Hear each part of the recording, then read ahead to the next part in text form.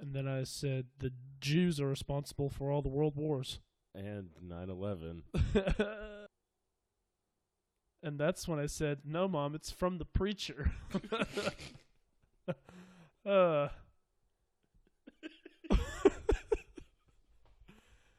Hey, guys, what's going on? Welcome back to the Social Disruption. Yeah, I'm your host, Dalton Lalonde. And I am the co-host, Dakota Abrams. And we're continuing our Spooktober month of all things spooky. Ooh. Dakota, did you have a nice spooky week this week? I had the spookiest week of my life. That's What? not actually true. What happened? Did anything spook-worthy and notable happen? No. I mean, nothing out of the ordinary. Just like Okay. I worked. I got sick. I missed a couple days. You'll notice some sniffling and some muffled voices in this episode because we're both sick. We're both And sick. Yeah, fun times. That's So- what happens when the temperature changes from 100 degrees to 40-something outside and then stays that way. And Yeah. it's hard for your body to adjust, and then we both get sick. Yeah, so if I know there's been some comments and criticism of Dakota being too quiet. That is being addressed. We are doing our best, but we are also not optimal. Yeah, but This we are time. both ill. Yeah, so forgive us. Bear with us for this last episode. We're still going to try to make it loud for you guys. Just, it'll really be hammered out next week when we're both feeling better. Yeah, for sure. Something spooky happened to me this week. Ooh, what spooky thing happened? I got a big spooky birthday surprise. Oh, yes, you did. I sure did. For those of you who don't know, my birthday was on Wednesday, October 16th. And I woke up Monday morning, went to work, start my day. None the wiser. I was excited. It was my birthday week. That's about it. And I got off work, Shelby was off all day, just chilling, She's usually off on Mondays. And she had told me the night before that she got a $20 gift card to the restaurant she worked at, and we could go grab a beer or something like an appetizer or something. Because we're poor. Yeah, and it was like, all right, I mean, free beer. It's my birthday. Why not? I'm all for it. Yeah. So, I got off work.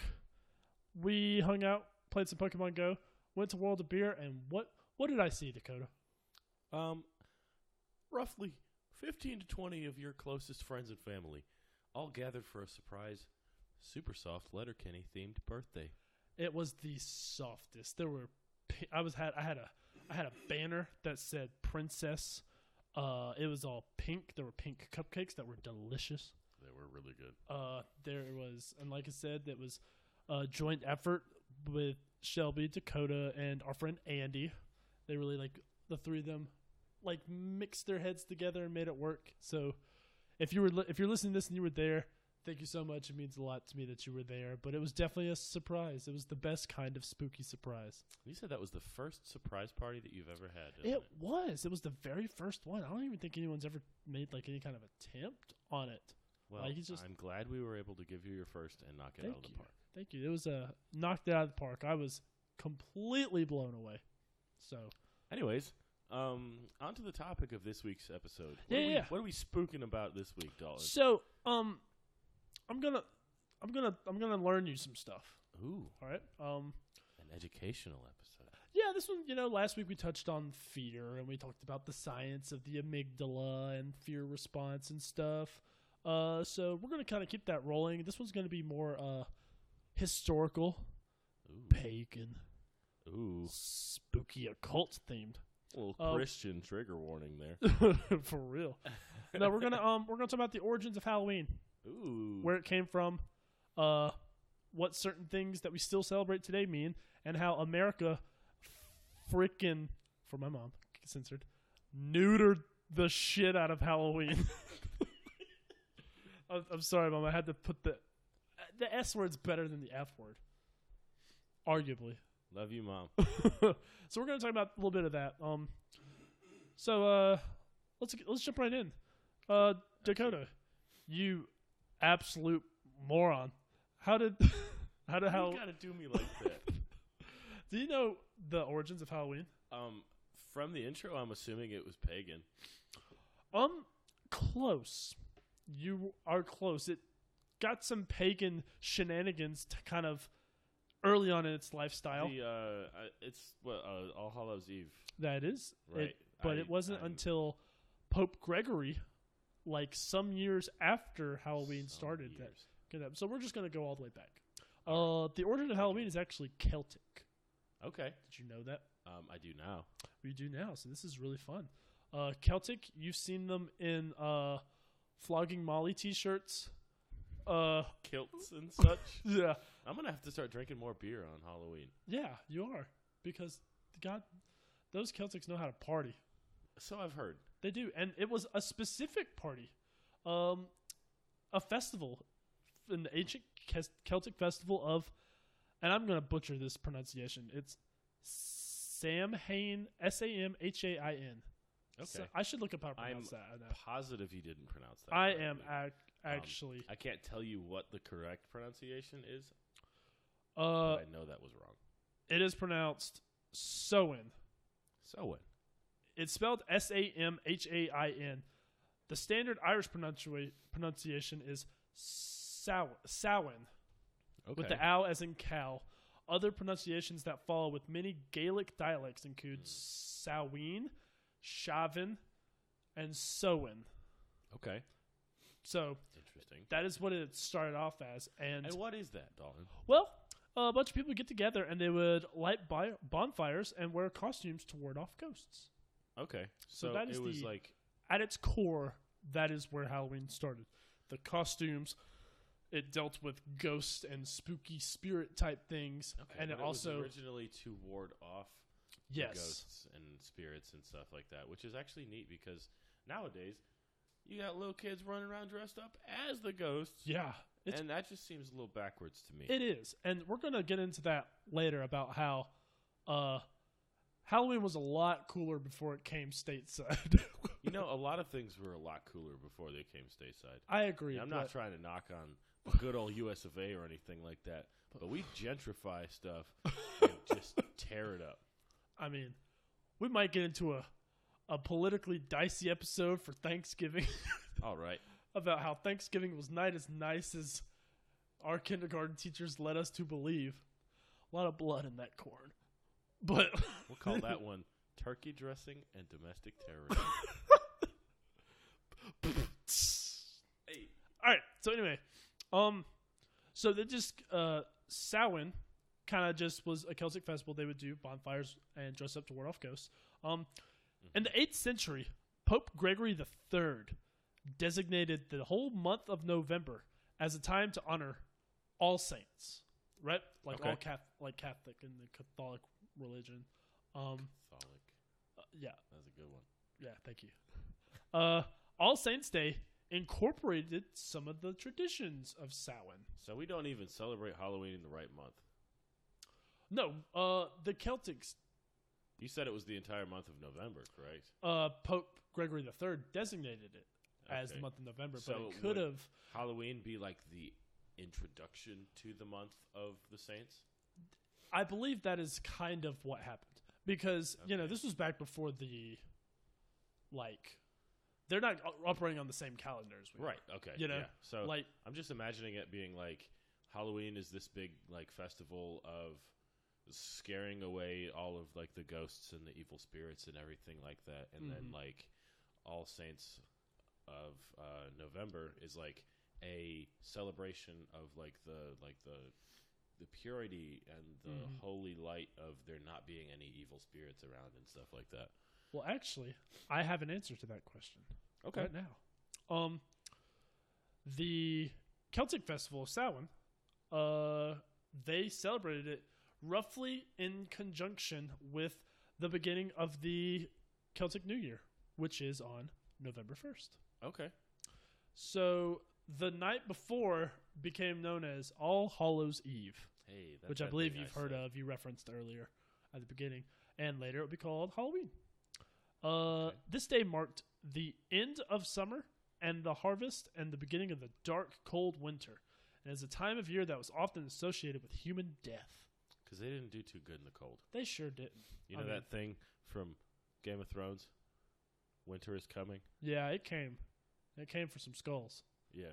There was a price to be paid, and it was and paid with death. apparently Celtic families. Yeah, they did. The Celts believed that on the night before the new year, the boundary between the worlds of the living and the dead became blurred.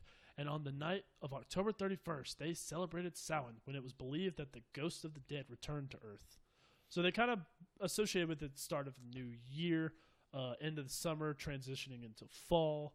Okay. There was like a very brief time period where the world of the living and dead walked amongst each other. Yeah, and they would celebrate the good ones and ward off the bad ones. Okay, so it's kind of like pretty fucking metal. I mean, it's kind of like a celebration of the dead and kind of warding off evil spirits at the same time. So it's kind of like it's like a holy mixed with like Dia de los Muertos, but a little bit more green. Yeah, okay. And I didn't look up significance in Day of the Dead in Spanish culture. Okay, but I should have. That's really cool. I think that's like a completely different thing. Like I think it is too. I could see some parallels drawn between the two, but Day of the Dead is a whole other end of the year. Yeah, and I'm sure we can. But the general idea is the same, right? It's like one day a year when there's an opportunity to quote unquote mingle with the other side. Sure. I would imagine. I mean, I am not learned at all on the Day of the Dead, so I can't be quoted on any of this, but I feel like it's similar. I think it is pretty similar. You know what? We may do an episode on Day of the Dead at some point. I think that'd be really cool. I think that'd be something that would be neat. Like, go through and hit all of the big, like, major holidays and, like, give kind of, like, a backstory. Because this research I looked up, it wasn't off of, like, sketchy websites. I don't have the websites on me, but I can probably find them again. And I copy-pasted, trimmed some things up to flow a little better. And if any of this is wrong, if there are any, like, Halloween fanatics out there, let us know. Talking about Nightmare Before Christmas fans. We're just talking about people that actually have like historical, factual information about Halloween. We'll get to that later. Just clarifying. Yeah. Okay, so that's kind of what it was. Samhain. That's what Halloween was for a while. The Catholics got involved, kind of kept it basically the same. Okay, and then they adapted it to all the saints. Yeah, it became a little more religious.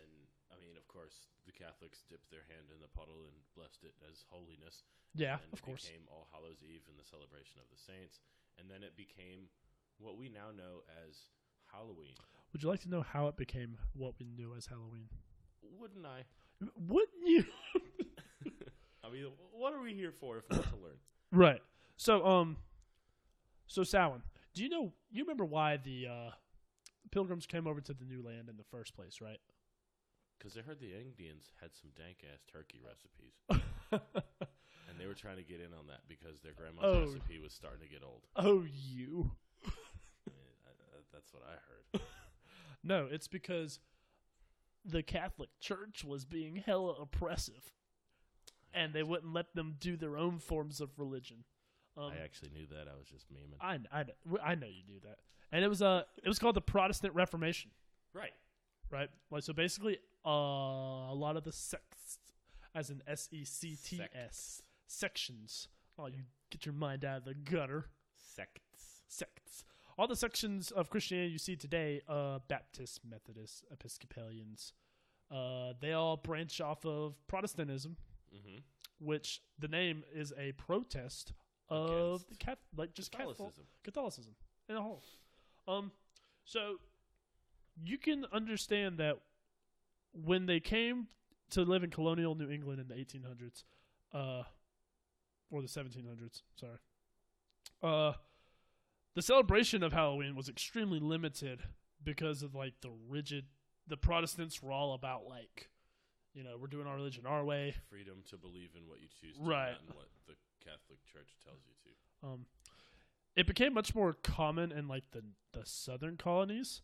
And then towards the second half of the 19th century, America became flooded with new immigrants.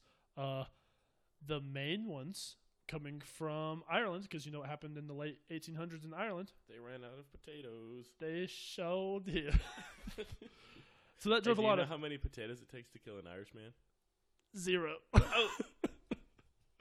But yeah, and the country of Ireland is the chunk of land that was mainly Celtic and Gaelic and stuff like that. Right. So when they came over, they brought over this wave of people that kind of vamped up Halloween in America. The roots of Samhain and All Hallows Eve kind of ingrained in them, and they planted the seeds of what is now Halloween. Right. So in the late 1800s, there was a big move in America that looked at all this influx of Halloween celebrating Celts, Irish people, and were like, you know what? This would be a great opportunity for us to dress up really slutty and go door to door and get candy from our neighbors. Close. You're on the right track. Okay. They decided today. Yeah. They decided to make it more about community and a neighborly get together and leave all the ghost pranks and witchcraft related stuff behind. They were like, we don't want it. We don't want that. We just want another reason to get together and have fun with friends and family. They're just trying to be wholesome boys. It is wholesome. But that's like saying we can have Christmas without Jesus. You know? You can.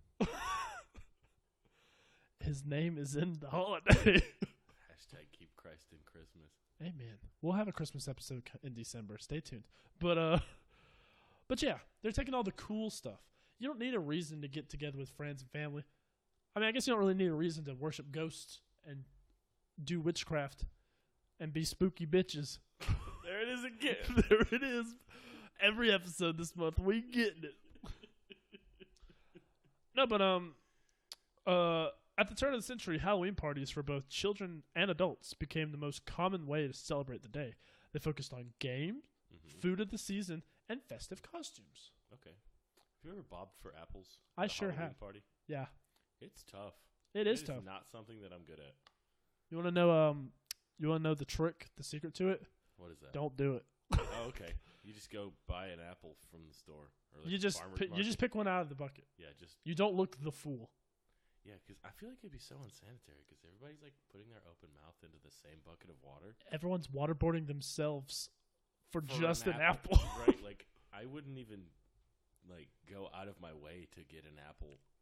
I mean, I like apples. Don't get me wrong, but if I'm at a party, I don't sit here and go, you know what? What would really hit the spot right now? Simulating drowning, and then the eating reward an apple is a mediocre fruit. Oh man. Where was I? Okay. Parents were encouraged by newspapers and community leaders to take anything frightening or grotesque out of Halloween celebration. Because of these efforts, Halloween lost most of its superstitious and religious overtones by the beginning of the 20th century. Okay. So there was not end of the 1800s, start of the 1900s. They were starting to be a little bit more wholesome, taking all of the spooky stuff out of Halloween and being like, I'm just trying to chill with my friends. Yeah.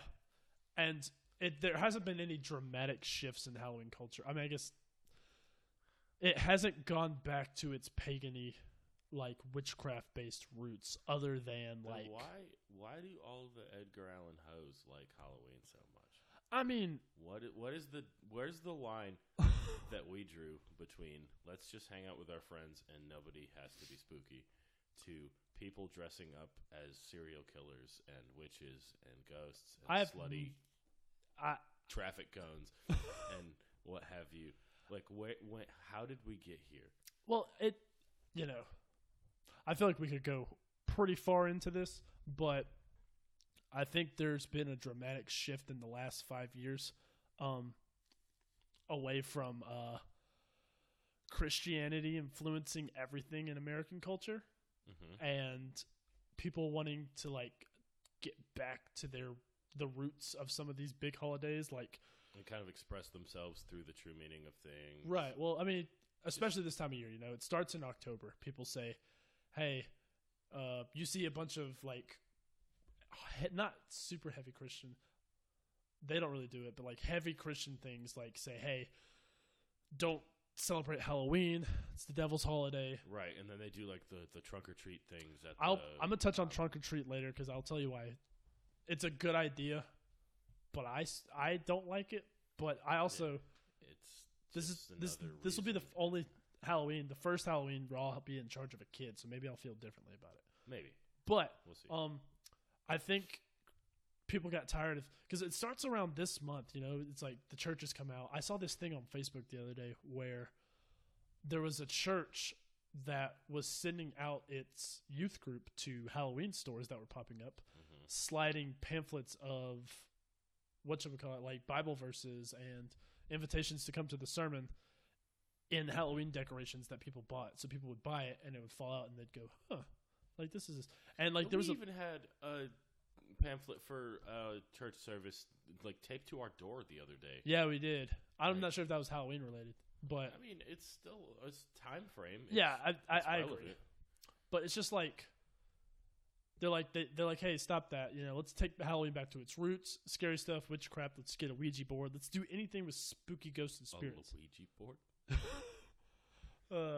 And then, you know, Thanksgiving comes around, and you know what we learn about Thanksgiving? It's like we came here peacefully as good old Christians, and we taught the Native Americans the wonders of Christianity, and they taught us how to like cook food, and we all ate together at the table, and everything's happily ever after. But there was significantly more murder.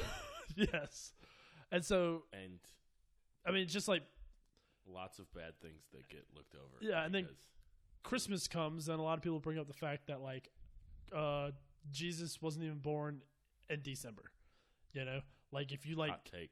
Yeah, I mean, well, you can look it up. Some people have like done math. It's like he was actually born like sometime in the beginning part of the year and stuff like that. Like it's some sciencey stuff that I don't know, but I remember reading about. And also how a lot of Christmas traditions like decorating a Yule tree and stuff like that are also pagan. But I think in the last 5 to 10 years, we've seen a shift of wanting to take Christianity out of things that they had no business being in to begin with. Because like the original Samhain had nothing to do with it until Pope Gregory III kind of stuck his Catholic hand out there. Yeah. You know, those Catholics sticking their hands where they don't belong. Am I right? That was bad. You know, we may... not leave it. Yeah, I'll leave it. What are they gonna do? No. Okay, so yeah, that's kind of just how when it came over to here, religion kind of neutered it a little bit, and we're trying to get back to it, like the spooky, scary stuff. Scary skeletons. I don't think it'll ever truly get back. Like I know some people like have a bonfire for Halloween. I don't think they like chant to spirits or anything, but they do get together dressed in costume. Drink some spirits, am I right? I mean, that's probably as close as it's gonna get. Like, I feel like we're past the age of chanting in circles to like. I mean, some people still do it. I mean, I'm sure that there are select groups that still partake in those sorts of things, but that is well outside of the cultural norm. That's true. But sitting around a bonfire with your friends and getting drunk is not. Yeah. And I could definitely see myself doing that for Halloween. I mean, absolutely. But yeah, I think that form of spirits, costumes, and bonfire, that's about as close to Samhain as we're ever going to get. I'm all right with that. And I am absolutely okay with that as well. So that's kind of the brief history of Halloween. Did you learn? Yeah, absolutely. Isn't that? Yeah, I thought that was I thought that was pretty cool. I definitely enjoyed that little history lesson. So, catching back up to the life and times today, how do you feel about what Halloween has become? How do you feel about how Halloween is currently celebrated? Well, first let me touch on like trick or treating.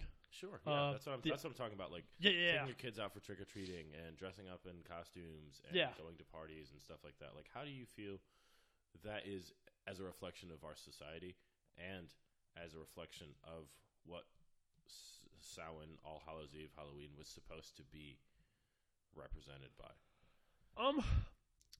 You know, I think it's not super far off. Like, because the general idea was to just get together with people you care most about that still living and some who have passed on. And it's the one time of year you get to celebrate both living and death. Okay. I think that's a really, really cool thing to do. And of course, Halloween has kind of become a a little more about like the trick or treating, Mm-hmm. which that's a big appeal. Like decorating your house for trick or treaters and stuff like that. I mean, any excuse for a kid to go out and get free candy is going to be a big deal.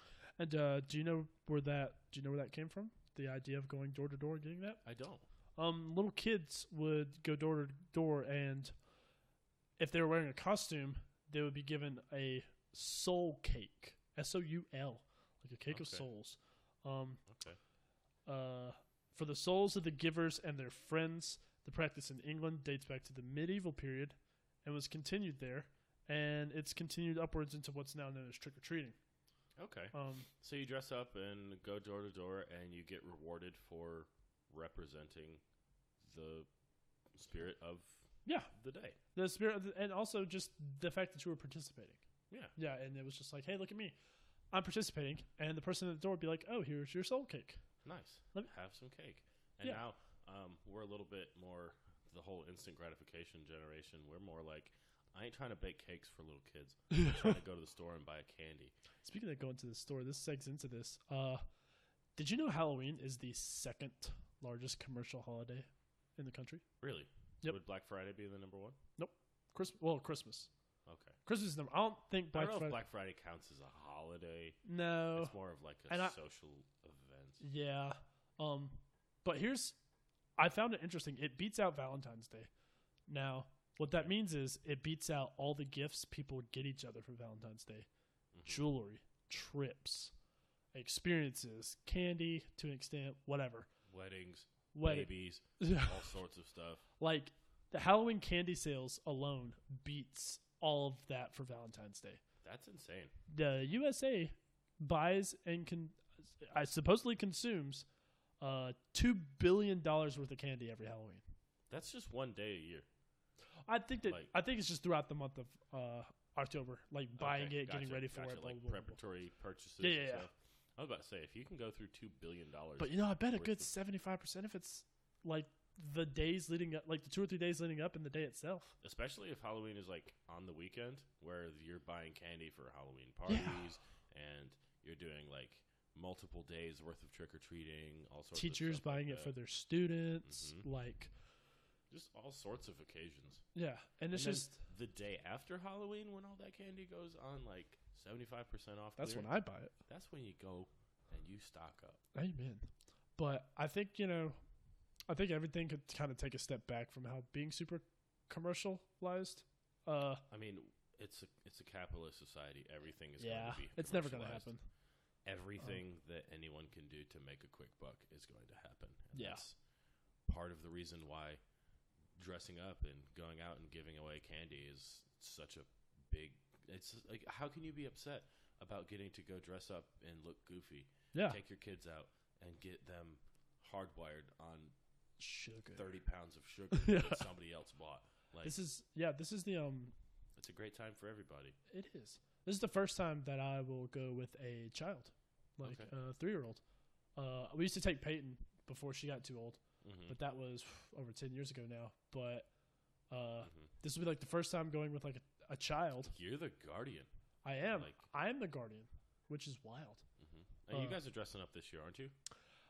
Yeah. We're working on it. We've got a couple ideas going on. Shelby and I have an idea of what we want to do, like a group costume. Okay. But no spoilers. We'll see. Maybe next week I'll throw it out there, or maybe the Halloween episode you'll see it in person or online. Spoiler, hint, hint. But no. But he also has expressed what he wants to be with some help from his dad. Okay. But we'll see. That's a couple weeks away. We'll figure that out when we get there. Okay. But it is coming quickly though. It is coming quickly. Less than 2 weeks away. How do you feel about where Halloween is now these days? Like, because you don't have children. Yeah. You are not going to be chaperoning anybody trick or treating, I assume, unless you come with us. If we do like a cool group thing, which you're invited to, obviously. But for the most part, let's just say you don't have a kid. You live in a place that I'm assuming is going to have trick or treaters. Mm-hmm. We'll prepare it just in case. Yeah. But I don't have a whole lot of like social obligation as far as that's concerned. Mm-hmm. Like I don't have anybody to take out or anything like that. So it doesn't have as much of an appeal to me as far as like the roots of like going out and celebrating family and life and everything like that, because there's not really a whole lot of ties that I have to that currently. But the commercialization, I'm about it. Like I love going to costume parties and just having fun, dressing up and having our own sort of celebration of life and death. Okay, I can get that with that. In a more social situation than it would be with going out and having to deal with hundreds of children running around eating candy. Yeah. Just talking about that kind of stresses me out a little bit. I would much rather be around a bunch of big children drinking instead of eating candy. Okay. That's understandable. That's cool. But as far as, like I said earlier, the commercialization of everything, it makes sense. It doesn't necessarily mean I like it, because it is supposed to be a celebration. It's not supposed to be like a quick buck for somebody to line their pocket with. Right. And I feel like that takes away from the meaning and kind of takes it in a negative direction, because it's, like I said, it's just another way for somebody to put money in their pocket. And it kind of takes away from the spirit of it. And I mean, I wish it wasn't like that, but sometimes it is. It be like that sometimes. It do be like that. I got a couple of fun facts about Halloween for you, though. Sure, I love fun facts. Throw at you, and they better be fun. They are fun. Here's a good one. Did you know that Halloween used to be all about some single ladies? All the single ladies. All the single ladies. Put your hands up. No, there was a lot of matchmaking, like, I say rituals, procedures. There's a lot of matchmaking things that women back in the old days used to do, specifically on Halloween, to get an idea about their future husbands.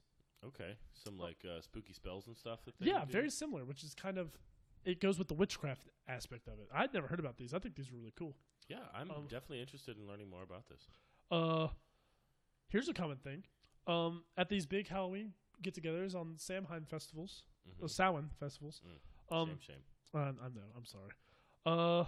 A matchmaking cook might bury a ring in mashed potatoes. That sounds dangerous. And whoever found it would hopefully find love that night. Okay. So what would you do? You just ate some KFC mashed potatoes tonight. What would you do? You plop down, you sit down, you're like, man, I'm all about these mashed potatoes, and there was a diamond ring inside. Well, I would heavy shout out KFC, because they follow the if you like it when you should have put a ring on it. Because I sure do like smashed potatoes. Amen. And they put a ring on it. And I don't honestly, I'd probably sell it and get myself out of debt. I really ain't trying to put a ring on nobody right now. The financial stability may attract a suitor. A suitor. So there we go. Here's another one. Kill two birds with one diamond ring. Or whatever that saying is. That's similar. Whatever. Yeah, close enough. Here's another one. Sure. An eligible young woman would have a handful of hazelnuts. Okay. And she would name a hazelnut after each one of her suitors, if she had multiples. Okay. She would throw them in the fire. And what do kernels and nuts do when they go in the fire? I would say they pop. They do, but the one that doesn't pop, the name of that hazelnut is her soon-to-be husband. How you going to keep track of all of them? You do it one at a time. Ah, okay. I thought you were just like, you eat the whole handful and you just like... No. You just go one at a time? Yeah. But there was also a version of that where the nut that burned away instead of popping showed the love that wouldn't last. Okay. So how do you know which one to follow? It depends on your matchmaker, I guess. That's right. I suppose it goes on the traditions of where you were from. It did. Another tale said that if a young woman ate a sugary concoction made out of walnuts, hazelnuts, and nutmeg, pecan pie, before bed on Halloween night, she would dream about her future husband. Okay. Well, I can get behind some pecan pie. I do not like pecan pie. I don't like you for that. I like pumpkin pie. Well, those are very different things. They're both great. They are. I don't say pecan pie is bad. Pecan pie is so sweet. It really is. I'm down for like a very thin slice. Yeah, I think I can get down with that. Yeah, I'd house like 3 whole pumpkin pies and then hate my life, but I would enjoy the entire process of eating them. Okay, that's good. Here's one. women used to toss apple peels over their shoulders, hoping that the peels would fall on the floor in the shape of their future husband's initials. That is obscure as hell. They would try to learn about their future by peering at egg yolks floating in a bowl of water. And they would also stand in front of mirrors in darkened rooms, holding candles and looking over their shoulders for their husbands' faces. You know, when you talk about things like that, like old rituals and things of that nature that people used to do, it makes me wonder where, like, this amount of time in the future from where we're talking about right now, what people are going to say about the weird shit that we do. Yeah. Like, what do we do that's weird? Like, looking at a bowl of water with an egg yolk in it. You know, it very well could trick-or-treating, like, door to door, may be out in, like, 100 years. It may just be like a trunk-or-treat style, meet at a community place and get candy from there. And they may laugh and be like, wow, they used to go door to door. Cardio, what's that? Well, yeah, like amateurs, like, right. That kind of segues us into your how do you feel about trunk or treat? I know you said that you had a talking point on that. It's just me being like nostalgic and bitter, but like, do the work, go door to door. I mean, I understand the concept of it. I do it's too. Like promoting the location that you're going to be meeting at, which is usually like a park or a church or something like that. Yeah. And it's arguably safer than going out door to True. door. But you at also the same shouldn't time, let your kids trick or treat without your supervision anyways. Supervise your children and don't live in neighborhoods with kitty diddlers and murderers. Yeah. Because, I mean, we're going to take this hot stance right now. All right. If you would have been supervising your child, Harambe would still be alive. That's a fact. That's an absolute fact. Dicks out. Hey. No, but, yeah, so, like, the idea is decent, I just, like, it's just me starting to show my bitter age, where it's just, like, just back do the in work. my day. Yeah. We used to go door to door to get our candy. I used to have to walk all along the neighborhood. And now we just go trunk to trunk in a parking lot. Yeah. And they decorate the trunks. I've seen some really impressive trunk or treat setups. In the yeehaw parts around here, they do a lot of like truck bed stuff as well. Yeah. Like that's a lot of real estate to decorate. I have seen a couple of truck beds. It can be impressive. That is impressive. And maybe when we go, we probably won't do a whole lot of walking because Connor's only 3. You got the wagon. I'm gonna have to carry that wagon, or not carry it, but pull it. It's a sacrifice you make for the child. Maybe I'll want to. Maybe trunk or treating's for the adults. Hot take. Did I just learn? You may be growing up, kid. Oh, jeebus. I just got a handful more fun facts, and then we're going to talk about Halloween today and some other Halloween-related things about today's age. Sure. What do you think is the most popular Halloween candy? It's a name brand.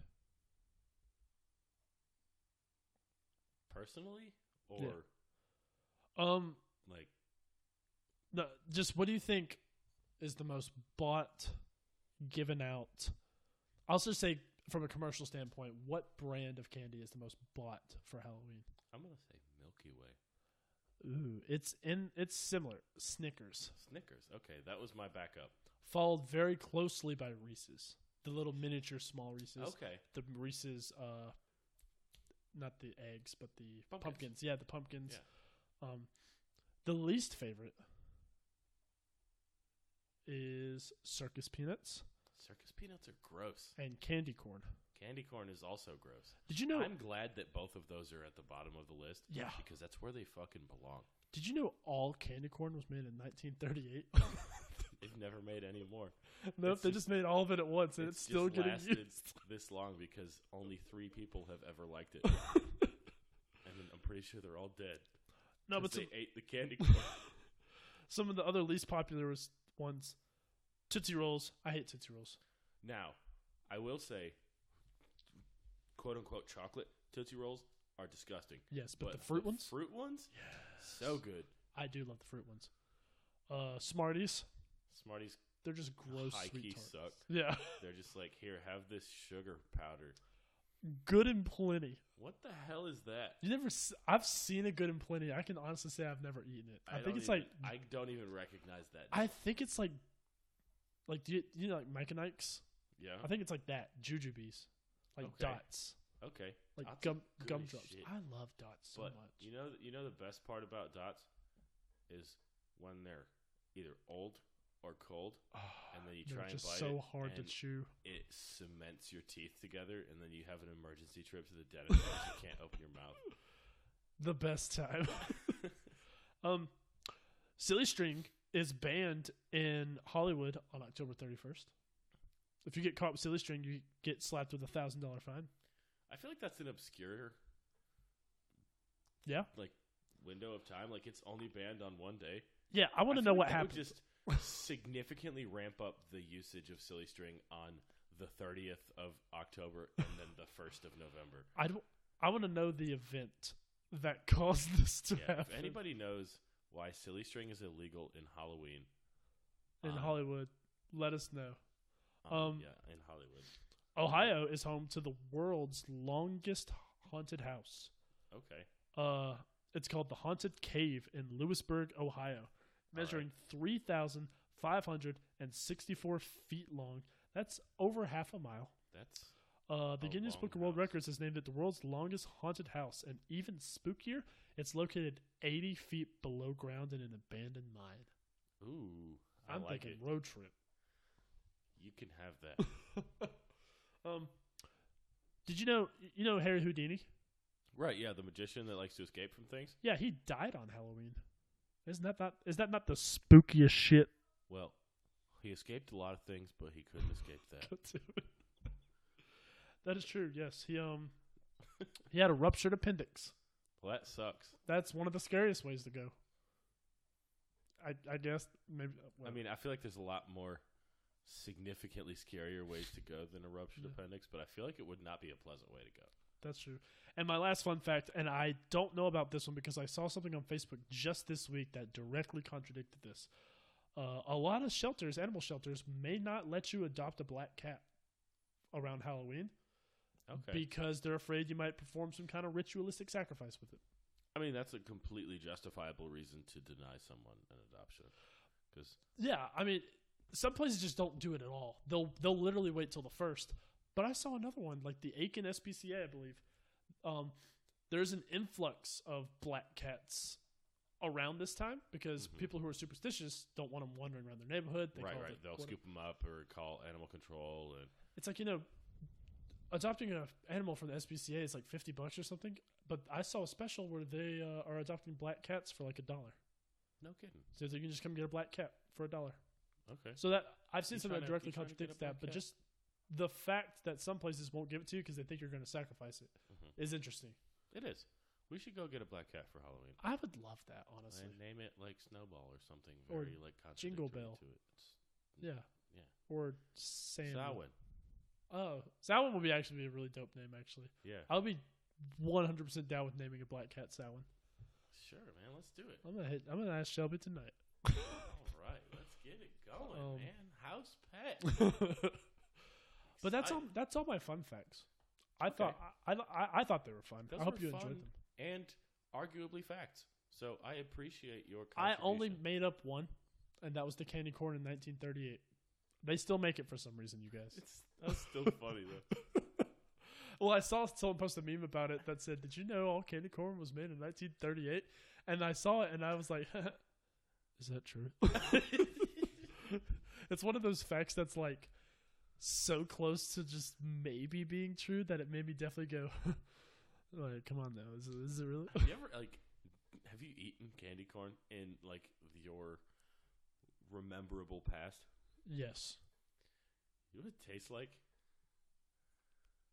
Garbage. I'd say that it would taste similar to like when you were running around in your playground as a child and you fell down and got like dirt, a grass stain on your knee. Okay. If you like sucked on your jeans where it was stained, I imagine that would be similar to the flavor of candy corn. Grass stained jeans. That is a very descriptive. with a little bit of sugar sprinkled on it. Okay. Yeah, no, I don't like it. I don't like it at all. I don't like circus peanuts either. I don't think I've ever met anybody that actually enjoys candy corn. Similarly, I've never met anybody that likes circus peanuts. Yeah. I've never particularly met anybody that enjoys black licorice. No. All just terrible candies. The wax bottles. Those are actually pretty good. They are. Not a lot of places do them anymore. Yeah. Like they're at the gas station like $1, like at the register. Yeah, those are my fun facts. Okay. What is your favorite Halloween candy? My favorite Halloween candy? I'm all about some sweet tarts. You like sweet tarts? The hard sweet tarts, not really like the big chewy ones. Those are good, but okay. The sweet tarts that either come in like the miniature packets The of little, 3, like blister packs. Or the ones that come in like rolled up like Smarties. Okay. But they're sweet tarts. The bigger. Mm-hmm. Okay. I love All right. sweet Hot tarts. What's take. yours favorite? I would say that, like, the hierarchy of that genre, I suppose, of candy Okay. would definitely go sweet tarts Yes. in the middle. Okay. With Smarties significantly below them. Absolutely. And then number 1 in that category. What's it gonna be? Sprees. You don't even remember Sprees, do you? I haven't had Sprees in a while, but I know what Sprees are. Do you know why they're better? Why? They don't have that nasty powdery coating on the outside That's because the they have best the part. candy shell. The- Almost like M&M's, but Yeah. thicker. Mm-hmm. And that's what I'm about. I don't like the baby powder feeling of eating I sweet understand. tarts and I understand Smarties. Because if you chew on a Smartie, you basically just have a eating mouthful chunk. of baby powder and sugar. And it's not fun. It is not a good time. Right. Do you remember the pain that was Shock Tarts? Shock Tarts were magnificent. I love Shock Tarts. They make them these today still. They're called Shockers. Mm-hmm. And they're still just as painfully delicious. I just love sour candy. I do too. Like- Warheads, Crybabies. Now, Warheads is a touchy subject for me because your boy had no self-control when he was little. That's your fault. That's not Warheads' And- fault. Have you ever had too many Warheads in your mouth? Yes. Have you ever lost the skin on your tongue Yes. because you had too many Warheads in your mouth? Yes, I have. I've had that happen to me more times than I would like to tell you. We never learn. It's not a good time. Do you remember, and only a couple people remember this, do you know Altoids? Yeah. You remember they had Altoid sours? sours? So good. Those were like the greatest sour candy ever made. Oh, yeah.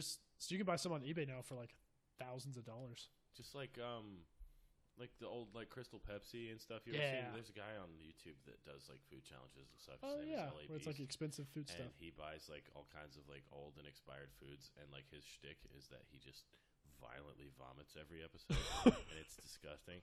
But that's what that reminded me of, and I don't feel like eating any old expired food because I feel food that. poisoning is not my favorite thing to have. I feel that. A good time would be great, but food poisoning is not on that list. That's good. I agree. Another throwback candy. You remember the little strawberries that your grandma would pull out of her purse? Yeah, That no one knows where never those saw comes anybody buy them. They were just there.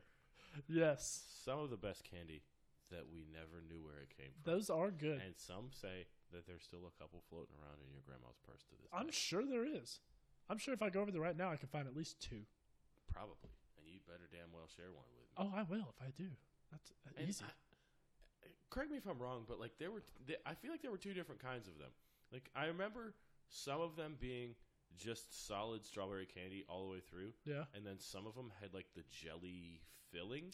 I to think them, that or was all of them with the the jelly. newer filling? ones. There's definitely some that was just like cough drop solid all the way through. Okay, But there was definitely some with some jelly, and I think that was some kind of like attempt to come like to the new revamp generation. it or Yeah. change it a little bit. Okay, They're both good.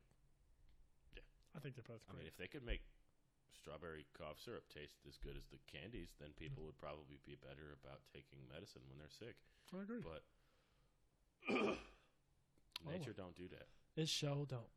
It show don't. What about costumes? What's the coolest costume you've ever seen? Oh boy. Oh. I got a good one. Yeah, sure. Go for it, man. Take it away. One of my buddies, his name is Trent. Trent Arant. I don't know if he wants me to use his whole name. I'll ask him before we post this. But his brother, Brandon, actually got to #1 on Reddit with a costume of his. He went as a deceased hiker on Mount Everest. Okay. Yeah, I'm gonna pull this up so I can show you. Because it was by far the greatest costume I've ever seen in my entire life. Like, this dude, he had the contact in, like, he had the frostbite makeup. Ooh. That's so cool. Yeah, everyone, if you type in deceased hiker Mount Everest costume and go to images, it's the first image that comes up. That's fantastic. He's got, like, the frostbitten fingers. Yeah. And he's got, like, the snow all over his got, jacket and everything. He's got, like, his jacket. I don't know how he did it, but he's got it, like, stiff. So, like, when he moved around, it was stiff. It crunched. That's so cool. That's really well done. That's the best costume I've ever seen in my life.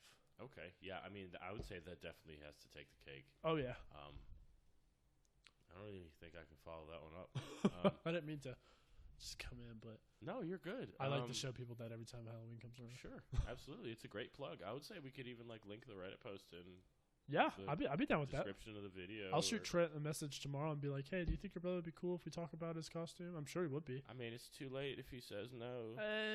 Well, I mean, we haven't edited this, so we can just cut all this out. a whole section of the podcast out. Yeah, he'll be fine with it. Yeah, I'm sure it'll be okay. No big deal.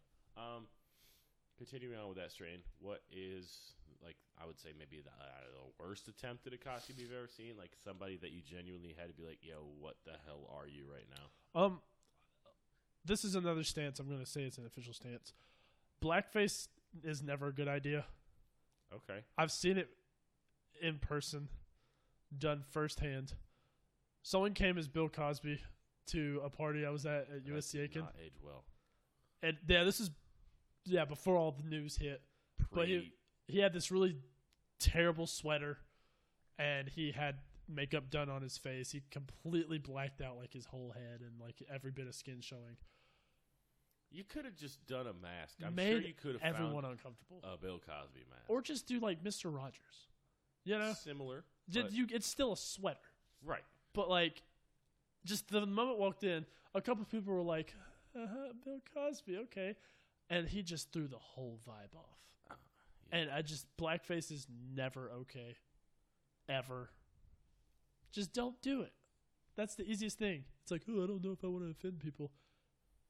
You will. So don't do it. It's kind of it's a thin line. Yeah, that's the worst one. Like, I mean, I've seen some pretty low effort ones over the years. Low effort costumes bother me. Really? Yeah. Because it's like, just take the time. Try your best or don't try. What's the lowest effort costume you've ever seen? I like a blanket of all of the, like, C tier Harley Quinn outfits. Okay. Just buying the daddy's little girl t-shirt. Not even that. Just like a Walmart red cami. Yeah. And some black shorts. And then they wear some, like, just pigtails and some high knee boots. Yeah. And they're like, I'm Harley Quinn. I'm like, no, you're just not doing a good job. Yeah. Try harder. I agree. I mean, when Suicide Squad came out, there was, like, the newer, updated Harley Quinn that everyone went as. Right, and that was just the exact same outfit, but with fishnets. I mean, it was more of like a pink and blue vibe than her original red and black. Yeah, but it was essentially the exact same execution, but people were wearing fishnets as well as the boots. They, like, got the shirt from Hot Topic, wore the fishnets, the boots, and grabbed the baseball bat. Yep. That was their costume. Mm-hmm. Super original. I mean, I've seen some people do it really well. Like, there's going to be hella Jokers this year. Yeah, there is. Pennywise. I mean, a new Harley Quinn movie is coming out, so there will be more Harley Quinns as well. It's like a cult thing. Every year they put out a new movie with her in it so that new people can dress up as her. Poorly. Yeah. But, you know, we're in this weird phase now and when we use the word slutty, we're not slut-shaming people who wear this type of stuff. We're just using it as a way to describe the appearance of these things. The demographic. It's like the I'm not shortest. saying that, like, yeah. You going out and dressing up in a skimpy Halloween costume makes you a slut and therefore a bad person. No, it is literally the demographic is slutty costumes. Like, it could be men, it could be women, it could be everything. Anyone, like any ambiguity of the sort. Like, just that's the demographic is slutty Halloween costumes. We're not trying to single anybody out. We're not here to roast or blast anybody. Yeah, it basically just, we'll say more revealing. Like, a lot of revealing costumes. So, like, I was just telling Dakota when we were kind of talking about this episode, I saw a slutty traffic cone costume. Nice. Which, yeah, I was actually looking up some stuff before we started shooting tonight, and I saw some crazy ones, like slutty Mr. Potato Head, like slutty Pennywise. Like, oh god, it's just it's wild. It's mostly just like a mask representing the character that you want to dress up as, and then the least amount of clothing you can legally wear along with it. Yes, it's like, this is my next to naked body with a mask of a pop culture reference on it. And this is my Halloween costume. Which is kind of funny because it's actually starting to get a little chilly outside, and I know that the people that do it actually suffer. Yeah, so they do. That warms my heart. It does. Because they have to suffer through their decision. I mean, if you're gonna go big, you might as well. You gotta sacrifice some stuff. Absolutely. You know, I went as Waldo one year. Okay, that was kind of cool. Did you just stay at home? I did hide a few times. Okay. Yeah. Gotta stay in character. I did a couple of hiding jokes. I did a little hiding bit. Okay. I was Luigi a couple years ago when I worked at Amazon. Okay. And I worked my entire shift in a Luigi costume. I think I remember that. Yeah, with my buddy who worked there, named Oakley. I hope he's listening. He was Mario. And everyone just got a huge kick out of it because everyone knew we were super close. And when we walked in together as Mario and Luigi, everyone just loved it. That's great. That's funny. It was really wholesome.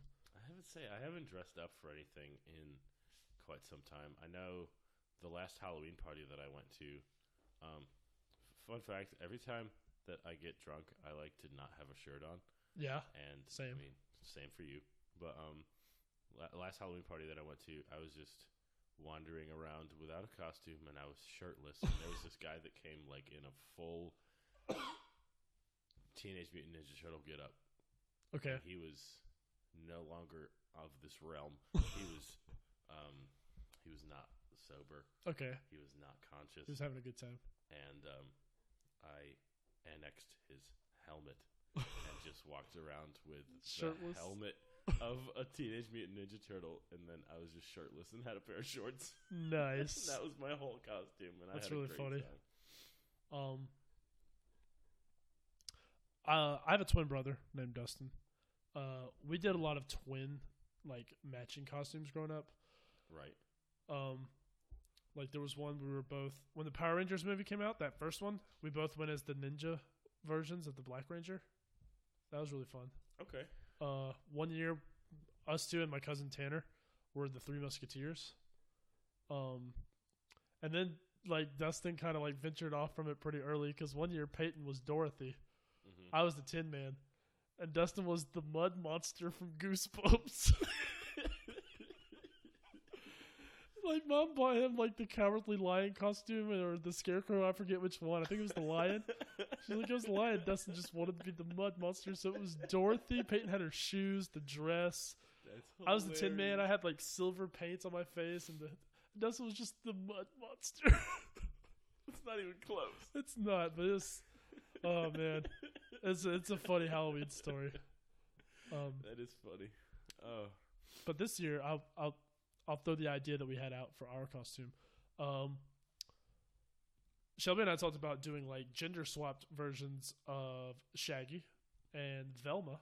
So I would be Velma. I would have an orange sweater, brown pants, have fake glasses. She would just have a brown skirt, green shirt, whatever. Mm-hmm. High as a kite. I'm just kidding. Maybe. But actually. And the little one would be Scooby-Doo. I remember thinking you and our friend Zoe at the time, you would be a Daphne, and she would be a Fred. Mm-hmm. And we talked about us all doing that, and that would be really cool. But if and then like have Andy go as Scrappy. Yes, please, Andy, if you're listening, come as Scrappy with us, please. But That's also, if Coco wants to really be Spider-Man, I told Shelby we could do like Avengers. okay. That would be Yeah, super Andy cool. would be super down to be Captain America. Absolutely. And so I know as soon as he hears this, he's going to like, Hop hey, by the way, right on that hype I train. agree. I accept the terms and conditions. Yes. So, but that about wraps it up for our Halloween episode. Is there anything else you'd like to say? Off the top of my head, there's not anything else that I can think of. I mean, Now, Dakota, is there a certain Tim Burton movie around this time of year that you feel particularly strong, one way or the other about? I actually, now that you think of it, Oh yeah, The Nightmare Before Christmas sucks, we're at it again. and I'm gonna keep on keeping on about that. All right, gang. That's some Halloween fun facts. That's some stories about us during various Halloweens. Yeah. What are we doing for Halloween this year?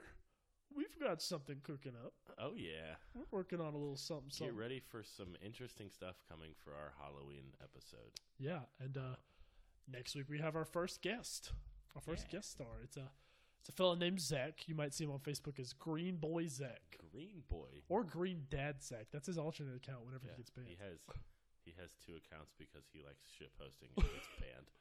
So But it's great. It's really good stuff. And we are going to be talking about famous paranormal cases. yeah, We're going to actually get more into the spooky. we're getting spooky. We're Real talking life. ghost stories IRL. Yeah, because we talked about fear. We talked about some real world things that scare us. Mhm. We talked about the origins of Halloween and how it was all about spirits and ghosts. And we're going to take it back a little to its roots. We're gonna talk about some real life spooking. Yeah, some real life scary stuff. Some ghosts, some monster sightings. Because I love me some good monster sightings. Oh yeah, And just some. I want it to be actually creepy. Like, I want Yeah. people to actually be listening to it, like, and just be like, ugh, I don't like how that sounded. You know? I don't like that at all. Like, some of these stories, like, I'm sure we'll touch on Amityville Horror, the Enfield Poltergeist. Mm-hmm. We'll touch on some of these things that are, honest to God, creepy. I've got a couple clips saved of, like, quote-unquote ghosts caught on tape that I was Ooh. listening to getting ready for doing a research on that episode. Okay, Um, I'm excited. and like I said, the way that we do this, like going into each episode without knowing what the other person has prepared, like Yeah. I'm excited to see what you've got prepared Oh, for us thank you. too. So. yeah, and let us know how y'all like this. It's not going to be me always like presenting to Dakota. Like, he's going to present something to me one time, and I'm going to do no research at all. Mhm. But let us know how y'all like this, because you know, It was still early on. We're testing out some different stuff, and formats. Yeah, we're just trying to keep a nice little mix of different things. Like, we're not always going to be arguing with each other. He's not always going to be teaching me stuff. I'm not going to be teaching him stuff all the time. We're just trying to keep it keep it a casual, little keep bit it of cool. a variety. Keep it fresh for you guys, because I know that we want to keep you guys coming back for more. Absolutely. And we want to get you guys on here to talk about stuff. We've been throwing some ideas out there with a couple of people, and we got some cool stuff coming up. So yeah, definitely. If you guys have anything out there that you'd like for us to talk about, or you want to come on the show and talk about with us, feel free to drop us a line and let us know. We'll be more than happy to set up a time for you to come and give us a little rant. And I am opening an invitation, a one-on-one between Dakota and someone, one of you lucky listeners, Ooh. who will champion and fight for Nightmare Before Christmas. Oh boy. To go one-on-one against Dakota. Somebody out there has to love that movie. Oh, I've had a couple people talk about how we need to leave it alone. Well, I need somebody to tell me why. So if one of y'all wants to do that, to come online and tell Dakota about why it's actually a good movie, please do, because I would love to see you argue with them. Oh yeah, absolutely. All right, guys. Thank you That's so gonna much wrap for it up listening. for the day. Thank you guys so much. Again, I'm Dalton, I'm Dakota. and this has been the Social Disruption Podcast. Y'all have a We'll good week. See you next time.